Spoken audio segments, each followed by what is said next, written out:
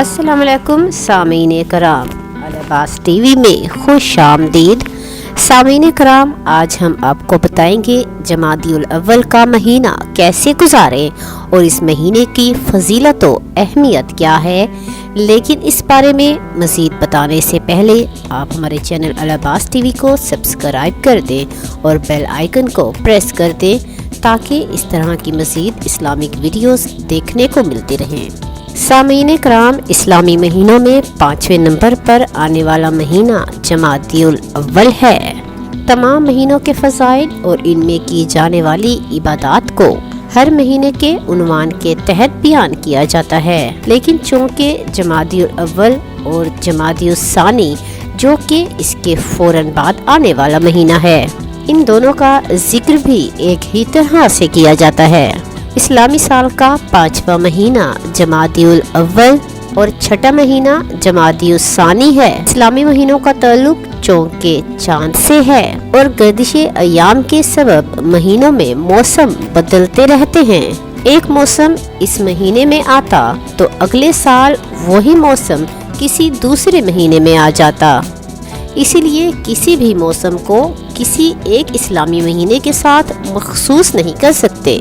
لیکن سامعین کرام، جب ان مہینوں کے نام رکھے گئے تھے تو اس وقت اسی مہینے یعنی کہ 5ویں مہینے جمادی الاول میں اور 6 مہینے یعنی جمادی الثانی میں اتنی سردی پڑا کرتی تھی کہ پانی جم جایا کرتا تھا، اور اس وجہ سے اس مہینے کا نام جمادی الاول رکھا گیا ہے۔ جمادی کا معنی جم جانا یعنی کہ برف کی طرح جم جانا ہے، اور اسی مناسبت سے 5ویں مہینے کو جمادی الاول اور 6 مہینے کو جمادی الثانی کہا جانے لگا۔ سامعین کرام، ہمیں پورا سال ہی فرائض کی ادائیگی کے ساتھ ساتھ نفلی عبادات کا اہتمام بھی کر لینا چاہیے،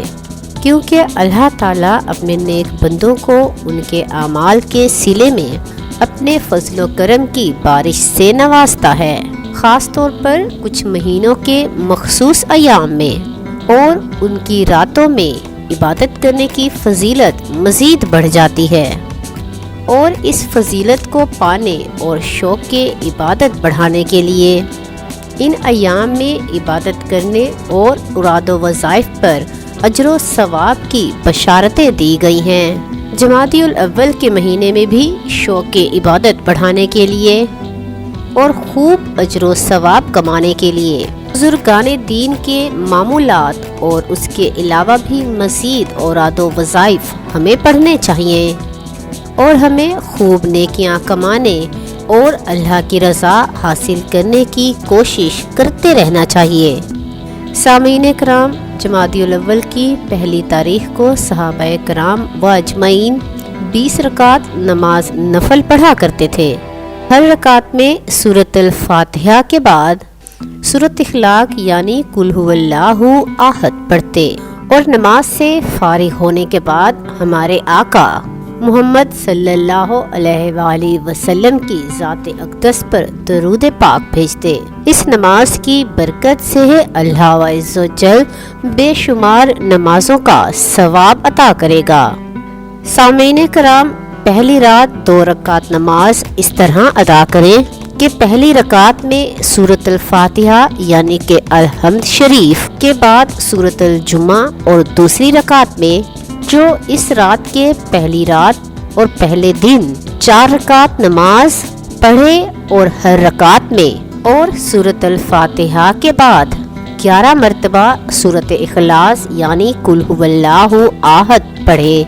تو اللہ تعالیٰ 90 سال کی عبادت اس کے نامہ اعمال میں لکھنے کا حکم دیتے ہیں، یعنی کہ جو اس کو پڑھے گا اس کی 90,000 سال تک کی برائیاں نامہ اعمال میں سے مٹا دی جاتی ہیں، اور 90 سال کی عبادت اس کے نامہ اعمال میں لگا دی جاتی ہے۔ سامعین کرام، پہلی تاریخ کو بعد نماز مغرب 4 رکعت نماز 4 سلام سے پڑھنی ہے۔ پہلی رکعت اور دوسری رکعت میں سورۃ الفاتحہ کے بعد سورۃ اخلاص 11 مرتبہ پڑھیں۔ یہ نماز بہت ہی افضل ہے، اور اس کے پڑھنے سے انشاءاللہ تعالی بے شمار عبادات کا ثواب اللہ پاک اپنی بارگاہ سے اس پڑھنے والے کو عنایت فرمائیں گے جو یہ عمل کرے گا۔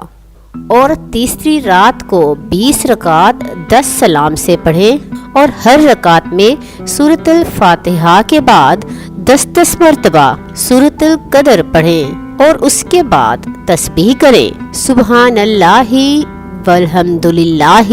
ولا الہ الا اللہ واللہ اکبر۔ اگر کثرت کے ساتھ یہ تسبیح کریں تو اس کے لیے رب کریم بے شمار فضائل و برکات اس پر نازل فرمائے گا اور اس کی تمام تر مشکلات اور حاجات پوری ہو جائیں گی اور اس کے لیے آسانیوں والے راستے ہموار ہوں گے۔ سامعین کرام، آپ کو ہماری آج کی ویڈیو کیسی لگی کمنٹس باکس میں ضرور بتائیں اور اسے لائک اور شیئر کر دیں۔